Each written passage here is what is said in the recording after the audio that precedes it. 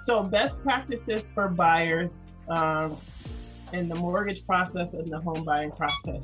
Let's talk about some of those things. So from a home buying process, I already talked about having a preference and to put buyers in the best position by getting approved for conventional financing if they qualify. If they don't, we can definitely help FHA buyers, VA buyers, other buyers to find a home. But making sure that you have as much, like Rosebud's talked about, reserves, saving as much as possible so that when the lender asks for 2 months of bank statements, they can see that you have the funds available to close on the loan, as well as to have reserves of a couple months of mortgage payments. But in terms of the home buying process, some of the things that we're seeing in the market in order to help our buyers to be more competitive is that if you have the resources, we are offering appraisal gaps in some cases. So if the appraisal comes in a little bit short, in this market, I've seen people do 10, 15, $20,000 appraisal gaps. I don't always recommend that because I hate for people to go into a home underwater like that. But a lot of times the appraisals are coming in fairly higher than we think even. But appraisal gaps is what we're seeing. We're seeing people use escalation clauses. We're seeing people shorten inspection periods to make their offers more competitive. And those are the typical things that we're seeing in the market in terms of buyers who are winning in this market. What about the mortgage process? What are some things that you're seeing best practices for buyers? The best thing for buyers is to take extra time prior to looking for a home to ensure that they have the best product available to them. Now, this isn't to mean we can take your 620 to a 700. No, this is work with what you have. The ones that are having the best time and process are the ones that have money to put down, either from a gift or they've saved it up or they have money in reserves. And they've taken the time to do that prior to looking for a home or prior to putting an offer on a contract.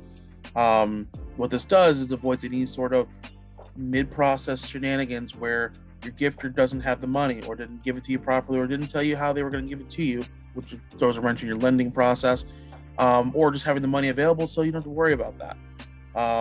Also, having viewed your credit prior to putting a contract on the home. Now, what this means is when we do a pre-approval for you, we're going to tell you what your score is and we're going to talk about things with it, but actually doing the work to take care of things like outstanding collections, judgments, doing the work that your loan officer is telling you to do prior to you putting a contract in the home. The reason why this is super important, why your process is much easier if you do this ahead of time instead of waiting, is because those things take time to correct. And if you wait to do it, it don't go as fast as you go. But when things are getting held up by it, it's going to cause issues. And it's something that could be easily taken care of. The last piece is the income piece, where you are keeping really good track of your income. If you're hourly, you're keeping track of your pay stubs, when you got a raise, or how much overtime you've been working, so that if we have discrepancies in your income, easily explainable. You know that stuff up front, and you know your job history.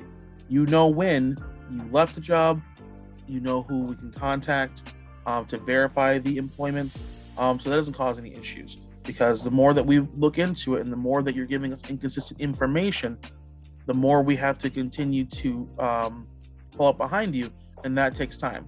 Essentially, it's like the boy who cried wolf. Every time you lie about it, we're not really going to believe you, and for us to be able to believe you, we have to be a lot more strict every single time. It causes extra time for something so simple as knowing your dates. And for our self-employed clients, knowing how much you're making for the year, whether you have an accountant that's keeping track of your monthly income, profit, and loss, or yourself keeping track of your receipts, making sure that you know how much money you're bringing in and putting out, and being able to provide that information. For our self-employed clients, there's so many different apps, there's so many different programs that you can use. You don't have to be a professional accountant, and you honestly should be keeping track of this on a month-to-month or at least quarterly basis for tax purposes anyway. But staying on top of that will definitely help your mortgage process too. Awesome. Those are great suggestions. And I just thought of a couple other ones. So in this market, because we've already talked about limited inventory, competitive environments, multiple offers in many cases, one of the things that I encourage is that people start the process much sooner than they would otherwise start.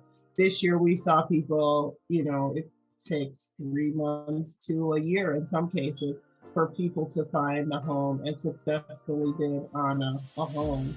So if you know that 6 months from now your lease is going to expire and you need to find a home, you probably want to start the process now to get pre-approved, which is a 15 to 20-minute phone call with a lender like Roosevelt, who will see where you are now and to make sure that they can get an approved for you. It's pretty easy to update that pre-approval if you go past the 6-month timeline or whatever their timeline is. I don't even know what that is right now with Roosevelt. Typically 120 days. We want to update the information, repull the copy of the credit report, ensure that you're still working and things like that. Okay, so even, if you don't find anything within that 4-month period, it's pretty easy to update again. But we want to make sure that there aren't any surprises when we have to start. Like I had a person say, hey, I want to find a home by May. When should I start? Like January. Like I'm suggesting January, get your approval and, we start the process, even if we're not looking right away, but realistically, it'll take 30 days to close and then another 30 days for possession. So in this market is how we do things. So we just want people to be proactive and give us a call. The purpose of this is to educate the community, to educate people so that they're more informed. Our consultations don't cost a thing. We want to sit down and make sure that you understand the process, that you're well-informed buyers, and that you're in the best position to succeed. So that's really the purpose of our conversation. Please reach out directly to Roosevelt. His information is here on the screen.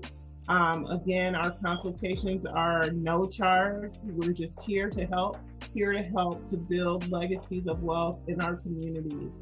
So Roosevelt Tillman from Ruoff Mortgage, I thank you. And then I included my card there. So there is my phone number. Again, Tanya Powell-May with the LegacyHomes GR team at Keller Williams North.